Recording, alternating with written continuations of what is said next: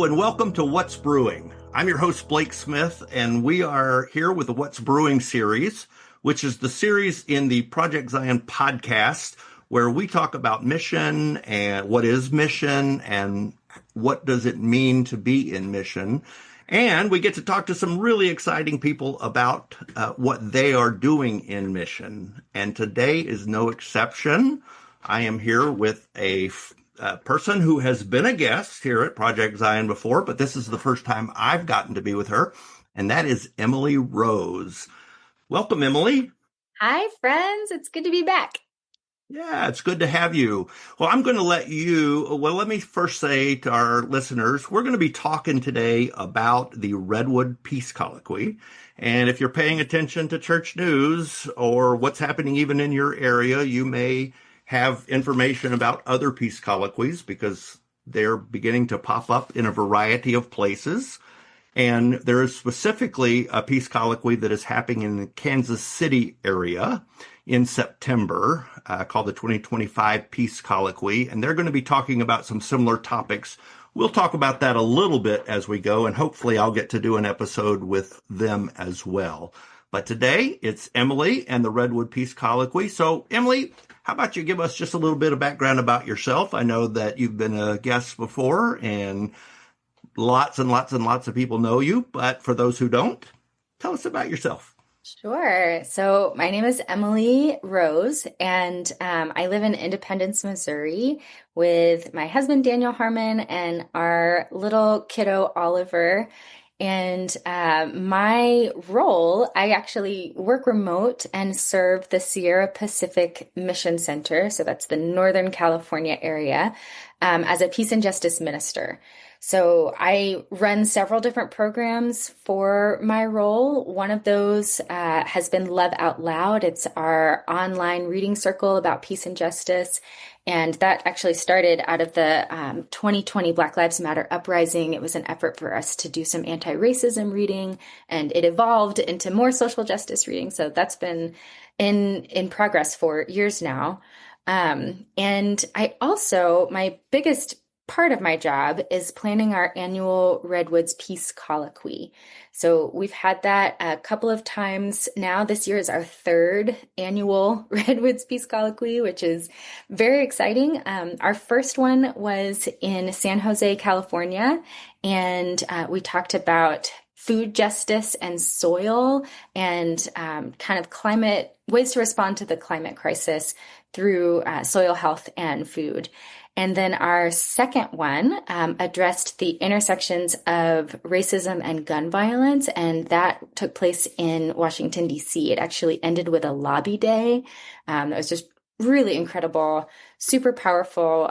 We had folks from 11 states across the country come, and so we booked all of these lobby meetings with our various representatives, and we were even able to convince one House member to sign on and be a co-sponsor of a bill that he hadn't heard about. So it was neat to feel that impact, and to learn how to do that kind of thing, to take our faith into the halls of Congress and really try to make change that way. So that was really powerful. And this year, we are going to be in Portland, Oregon. We're partnering with the Greater Pacific Northwest Mission Center, as well as the Portland Congregation. And we're going to be talking about housing and economic justice and some of the intersections of the larger systemic issues that contribute to poverty and contribute to houselessness, and ways we can respond as people of faith. So I'm really excited. That's going to be in December 5th through 7th. And again, that's in Portland, Oregon. And I hope people come. All right. Well, so many questions are popping up. First of all, I want to ask you, you live in the Central Field, you work in California, you work for Sierra Pacific Mission Center, and you have a peace colloquy that travels the country. Yes. So many questions, but the first one would be, so how did you end on Redwood Peace Colloquy when it's not always in the Redwoods? So right. help us understand that.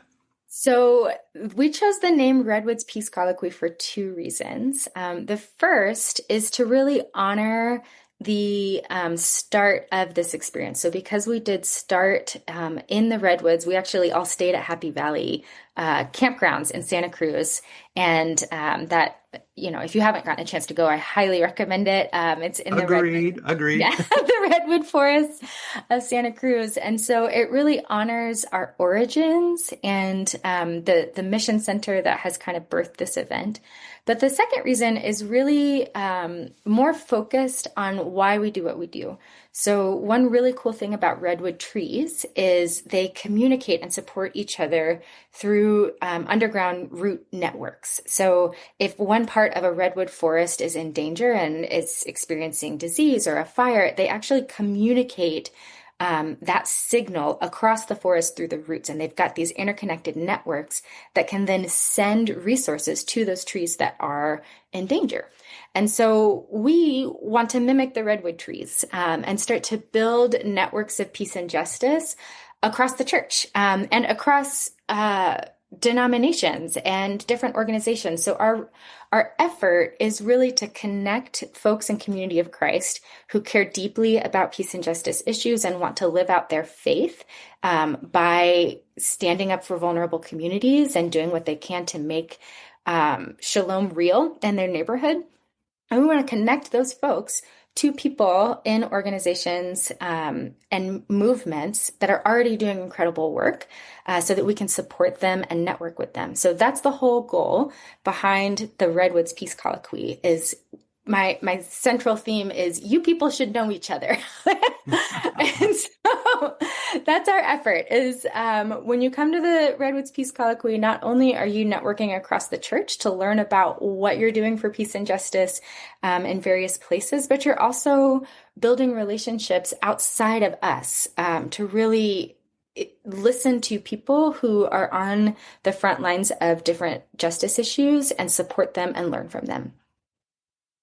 That is, just as I sit and listen to you express this small piece of the Redwood Peace Colloquy, it's so powerful, Emily, because I think we need to hear that again and again and again. I think growing up in community of Christ, for me, a lot of times in the congregations where I'll just claim that for myself and not make some generalized statement, although I think others have expressed to me in the past that they've experienced that, is that, we plan a program based on either what we can do right there and perhaps even for the purpose of, well, hopefully it'll get people interested in the church or, something that we want to get acclaim for in the community even. And I don't hear that at all. I think this model of doing something because peace and justice is your passion and anything you can do across denominations, etc., to just share these resources and make these connections. That's really, really powerful. Yeah. Can I say one more thing about? Yeah, absolutely. So, I have learned two things. I've learned that colloquy is terribly hard to spell and not everybody knows what it is. But I've also learned what the word means. And there's a secondary definition that says it's a theological conversation. So that's another piece of this is that we are naming that this justice work is a sacred thing. This is a theological mandate that we have in Community of Christ to live out God's vision for shalom. So that's why we keep that as part of our name, because we want to claim that. I think that there's real value in saying that you are responding to an issue from a place of faith, that our faith tells us that my welfare is bound up in your welfare. And therefore, I care if you have health care. I care if the environment around you is clean. I care if you're safe from guns. I care if you're housed or you're paid fairly. That's a theological mandate that we're trying to live out with this event. So I want to just say that you may have scared a few people. So, I say that kind of, you would have scared me 30 years ago. First of all, if colloquy, the word colloquy, as you've said, doesn't do it to begin with. And I can't tell you how many people have asked me, what is a colloquy? So sure. Thanks for sharing that. Yeah. Then you say it's a theological piece. And then the rest of the people, that who are scared already are like, wait a minute. That's a lot. So how do we make this where people feel comfortable? This is something that I I can do and be a part of. Yeah, I think the easiest way to think about this being a theological expression is to take a look at our enduring principles and our mission initiatives and imagine what it would mean to take those so seriously that you want to see them enacted in the world around you. So that you're not just hearing about them on Sunday morning, you're not just hearing about them at reunion, but you think the worth of all persons matters to me all the time. And I'm seeing that not everybody's worth is being protected in my community, and I want to do something about that. That's what it means to live out our theology. It makes real in the world the things we say we believe. Excellent. Excellent way to explain that too. So Yeah. now that everybody's at ease, Yeah. and I asked that question because I remember actually being in seminary and not having had a philosophical background or even a religion background other than growing up in the church. I didn't take any courses in college, and so then that were religion or philosophy. And so I got into this enterprise of theological pursuit in seminary. And I just remember going to my advisor and saying, first semester, I don't think I can do this. I don't Mm, think theologically. I mean, it just wasn't the way I was raised. yeah. And having an explanation like you've shared, I think would have helped me in those days. It is similar to what my professor told me. But you saying it makes it so much more believable and livable. So thanks for Well, sure. clarifying that. This Um, theology major nerd is happy to help. I just remember that first semester I had a theology dictionary and a regular dictionary and the text I was reading and I love it. anything else I could find because I didn't even understand the language.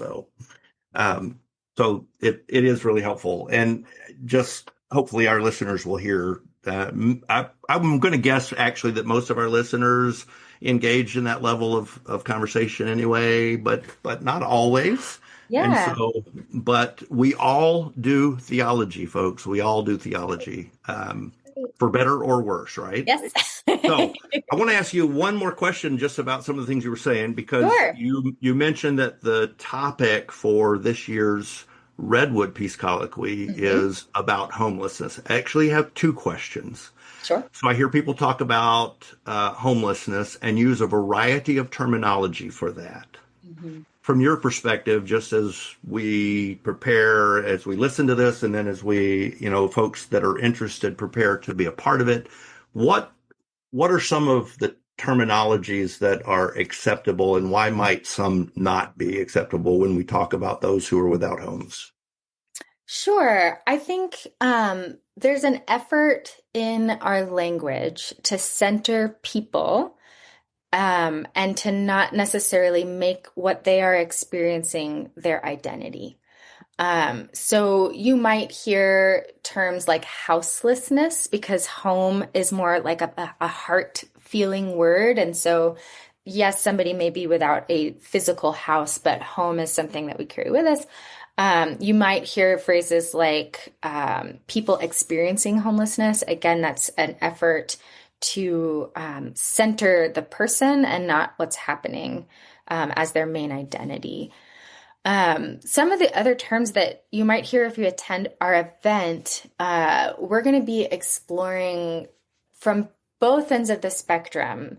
So there's this proverb that talks about, being on the side of a river and seeing people continually falling into the river and pulling them out over and over. And then eventually someone saying, I think we need to go up the river and see who's pushing people in the river. So we sort of take that proverb to heart in that there is work to be done supporting people who are tangibly experiencing not having a home right now. And so we have organizations that are going to speak to that. One of our guests is Family Promise. So they organize different churches to house people for certain periods of time, usually a week or 2 weeks. And they then offer wraparound services to help families get housed. So the Portland congregation is they actually serve as a day center for Family Promise, and they also house families for certain periods of time throughout the month. So that's one organization that I would say is doing like harm reduction, trying to help people who are experiencing something right this minute.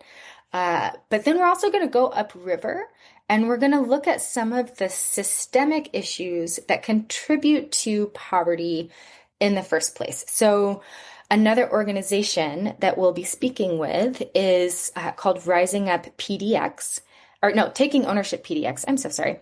Taking Ownership PDX.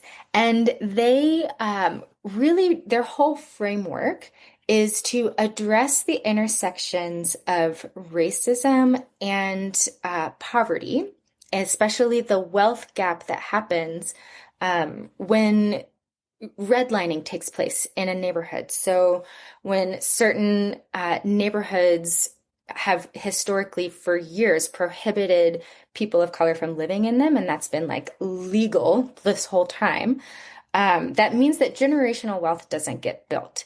And so their project is to support people who are living in historically Black neighborhoods, predominantly Black families, in maintaining their homes so that they can stay in those homes and create generational wealth.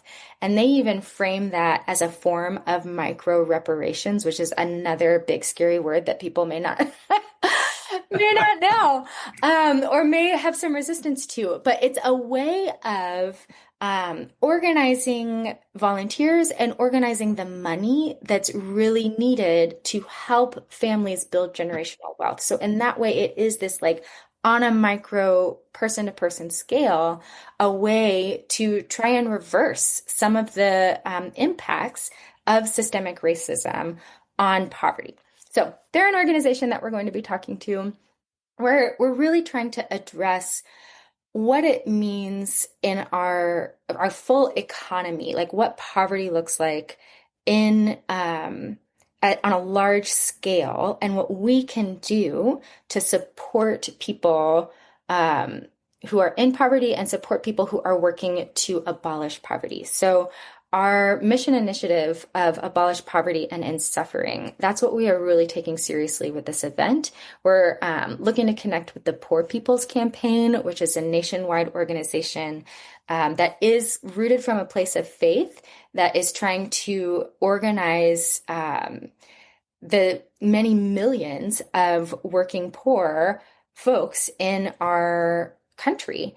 And try and connect them to each other to organize and to better their communities. So that's kind of a broad look of what we're doing with this theme. We're really trying to give people an understanding of what they could do on the harm reduction side. Like, say your congregation wants to join a local chapter of Family Promise, or you want to organize the denominations, the houses of worship in your area to try and support families in this way.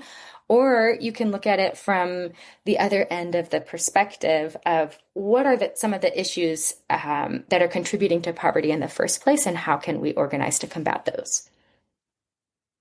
That's excellent. I want to pause a second because we've mentioned already that this is one of two peace colloquies addressing this issue this year. Right. One being Yes. Central Field. And I know that you have mentioned to me that you were planning on attending the other. Do you have a Absolutely. sense of what maybe the distinctions are between the approaches of the two, or are they Yes. covering similar stuff?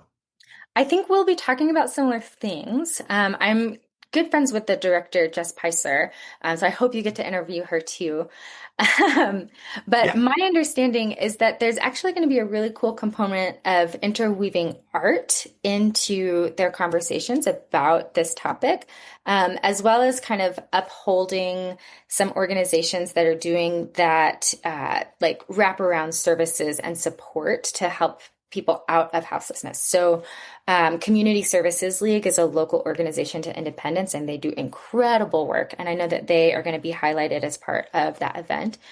Spencer LaJoy is one of the musicians that's coming. It's going to be a partnership with the Under the Spiral concerts that the Center for Living Water does out of the Temple. And they are just an incredible artist. I highly recommend, after you listen to this, go and listen to the song Plowshare Prayer by Spencer LaJoy and just have a real good sacred cry, because it's a beautiful prayer song and it kind of holds gently all of the big feelings that some of us might be feeling these days. So I highly recommend that. And it's, yeah, if you're in the area, if you're in the Kansas City area, definitely come check this event out too. It seems like it's going to be really powerful and informative.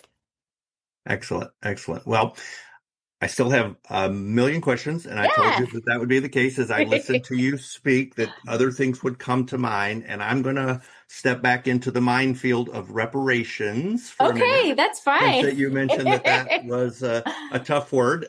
And I think that it is a tough word. It for many people that I've talked with, it's a cringy word Sure, because, I hear responses like, well, we didn't do this. Why should we have to pay reparations? And sure. talk about, can you talk a little bit about reparations and our responsibilities in that, and how it benefits us as well in the long run?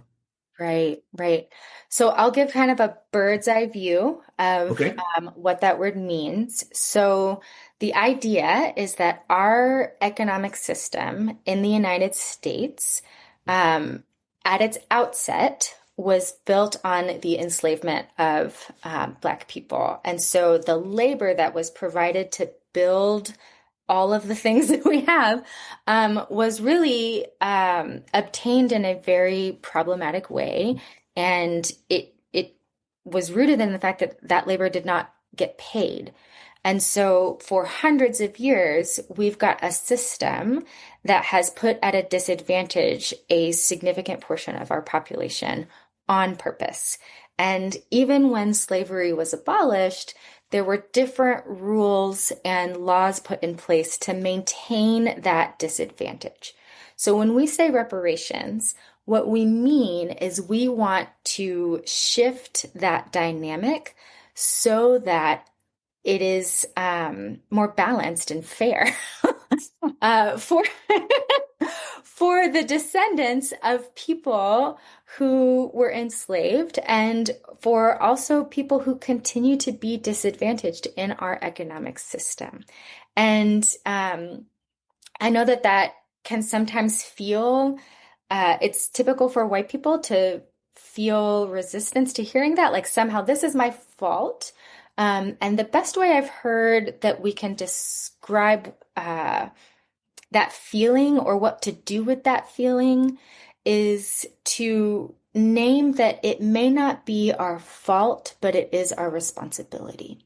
And the reason for that is because whether we want to admit it or not, we have benefited from this really problematic system that's been going on for 400 plus years.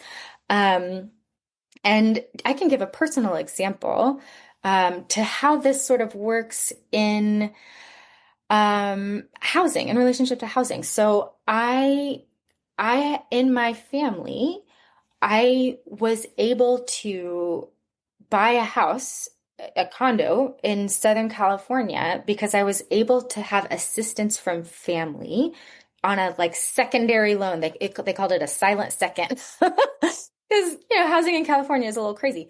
So I was able to accomplish that because of the generational wealth that my family was able to bless me with. And granted, I was able to pay them back and it was a whole thing, but it meant that I had a leg up because my family had built wealth with their house, and that they had inheritance from their parents' wealth. You know what I mean? So it snowballs when we connect so much to housing, this sense of building wealth. So it meant that I was able to buy a house, right? And that is different than renting. It means I'm building equity. It means I am building my own, albeit very small, little nest egg in homeownership. And so that's just a personal example to start thinking about the ways that you benefit from the generations that come before you. And I want to be very clear. Because I know that there's sometimes resistance that will say, well, that's not my family. I don't have that in my family either.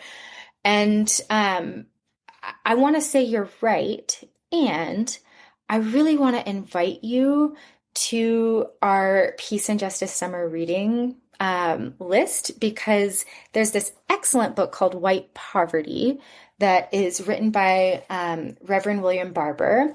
And we will be gathering on August 7th to talk about it online on Zoom, and we can link that if you have show notes. But it's a really great book that talks about the ways that we have inherited narratives that link racism and poverty, such that white people don't see shared interest in the programs that benefit poor Black people. And so there's this intentional design of poor Black people and poor white people being pitted against each other such that they don't band together and really seek to hold power accountable so that everyone can benefit and we can all rise together. So it's a way of keeping people in poverty. And this book is a really excellent dive into what we can do to get rid of those myths and start building coalitions to work together and abolish poverty. And we've been doing that divide and conquer for so long. We're masters at it. And Right. not to, no pun intended. I didn't even think about that as I was saying, I'm going to use the term masters. But I know that in my work with racial justice, that the whole separation of indentured servants, Mhm. the white from the Black, Right. was so that they wouldn't essentially unionize and turn on the owners. So they created even a class system within the Right. servants, which served to oppress even farther those people of color. So we've been doing this for a long time, keeping that separation, pitting them against each other, pitting us against each Us other in against each a lot of other, ways. And correct.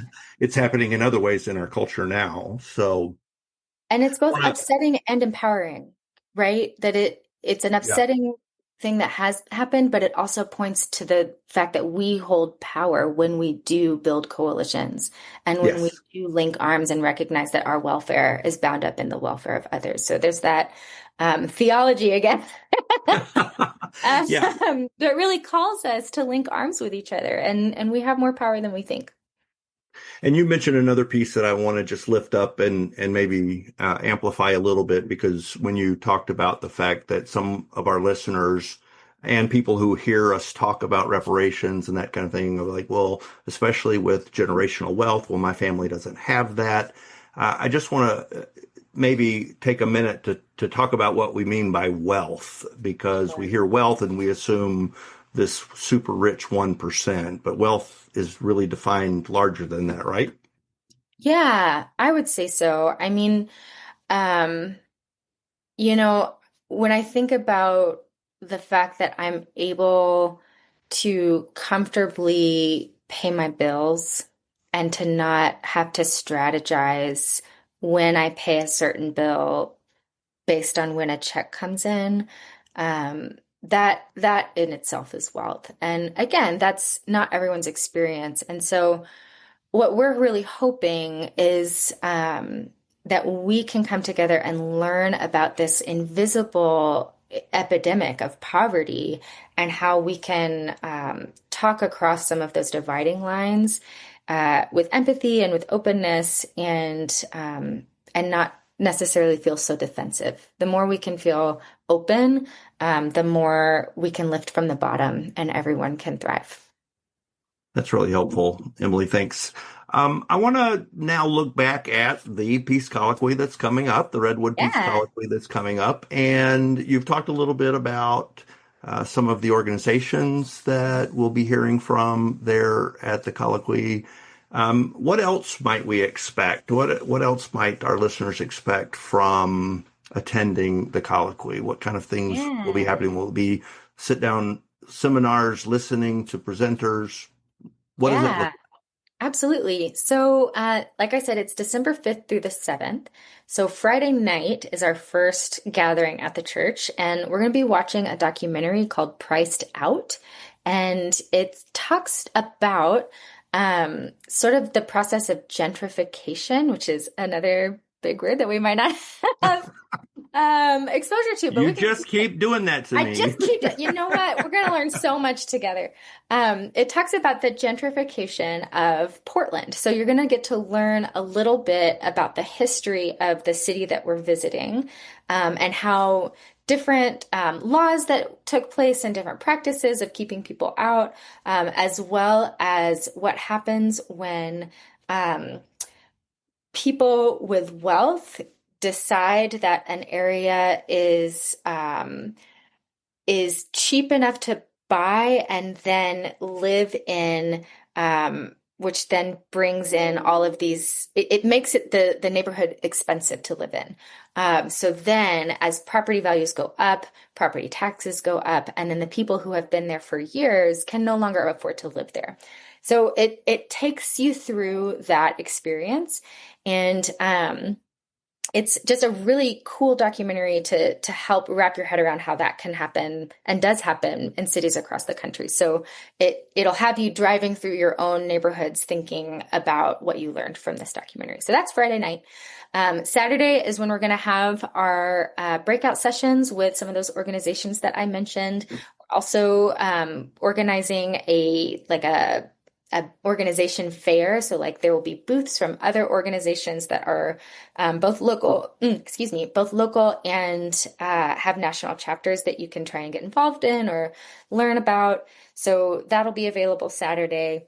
Saturday night, we want to have some like cozy Christmas vibes because it's in December. So we're hoping to I don't know. We're just gonna have some fun together. We're hoping to do a little bit of a service project for the families that Family Promise supports, and also maybe decorate cookies or sing some Christmas carols, do some cozy Christmas vibes that evening. And then Sunday morning, we'll have our closing worship, and we'll get to be with not only the Portland congregation, but we're hoping that the other local congregations in the area will join us Sunday morning so we can have a big send off.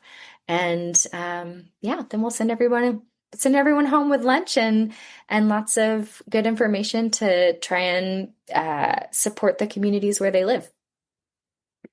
Excellent. Well, Yeah. if someone is interested in this peace colloquy, which I am hoping they will be, and I am looking forward to being there, what do they do from this point? So from here, I would love two things.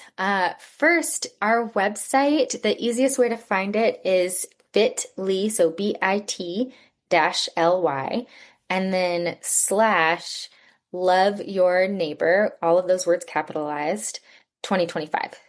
So bit.ly slash love your neighbor 2025. And that's our landing page. So you can learn more about registration. Registration is open, so we'd love to see you register and come. We have a block of rooms at a hotel that is right by the airport. So if you're coming from out of town, you can call and reserve at our group rate, which is a little bit lower than what the normal rate is. And we will be providing transportation to and from the church. So all you really need to do is get yourself from the airport to the hotel, and we will take it from there. There's a shuttle. If you've got any transportation questions, I am more than happy to help with that. And yeah, registration costs $150, and we would love for you to come. So that's my first request. Go check that website out. My second is we are hosting two gatherings to talk about our Peace and Justice summer reading list. So there's two books that we're reading together. One is White Poverty, that book that I mentioned before, White Poverty, How Exposing Myths About Race and Class Can Reconstruct American Democracy. Again, that's by Reverend William Barber. And then we're also reading a book called Poverty by America, and the author there is Matthew Desmond. And so we'll be discussing those in the fall. You still have time to read both. I highly recommend the audio books because that's how I read books quickly. So check out your local library for an audio book there. But yeah, so we'll be meeting on the first Thursday of August and the first Thursday of September. So August 7th at 6 p.m. Pacific time, we'll be gathering on Zoom to talk about white poverty. And then September 4th at that same time, 6 p.m. Pacific, is when we'll gather to talk about Poverty by America. And our goal with this is we really want those of you who are able to come to this event to have time to prepare and learn about the topic even before we get there. But we also want folks who are maybe not able to attend the event, but still want to learn in community about this topic. These two books are excellent ways to do that. So we really hope that you'll join us, even if you're unable to come to the event, or especially if you are. Well, you just answered several of my next questions. Oh, great. So, yeah, I was going to make sure that we covered the books because you had mentioned the one. So, Yes. great. And the invitation to all of you, whether or not you're coming to the colloquy, get the books and join Emily for those conversations, Emily and others. And I will just tell you that I got them out of order because I started reading The Poverty by America first. Oh, that's okay. But that's all right. I have time. You have time, especially if you go for the audiobook. I 10 out of 10 recommend. Yeah, I've got some flight time coming up. So there you go. Yeah, I'll get the audiobook for that. So very, very helpful information and so eloquently put, Emily. I want to, before we close out, though, give you an opportunity. Is there anything that I haven't asked about that our listeners ought to know or that you want to share? I don't think so. I think I am thrilled to get to speak to this event and also to this vision of what it looks like to do mission with people outside of us. So if there's one thing you take away from this conversation is that there is something really powerful that can happen when we join forces with people in our communities who are already doing good work and can help us learn. Excellent. Excellent. Well, listeners, if you haven't gotten an idea in just listening to Emily of just how infectious her passion and energy are, you really, really need to check out this colloquy if you can. If not, at least, again, go back and read those, purchase those texts. If you like, some people like to have a text to hold on to and write in and earmark and all of that. Great. If you need just a quick way to do it, Emily has said, try out the Audible. But either way, and even if you're just in the middle of the books, join the conversation. Come listen in and hear what's going on and get connected with that passion. I am very excited, even more so than I was already. So it was really great to spend some time with you, Emily. And I want to just thank you for taking the time out of what I'm sure is a busy schedule. I know what it's like to be working remotely and traveling and all of that. And I don't have children anymore. And you have an absolutely adorable son who I got a chance to meet finally this summer. So thanks for taking the time to be with me. It is my deep joy. Thanks for asking.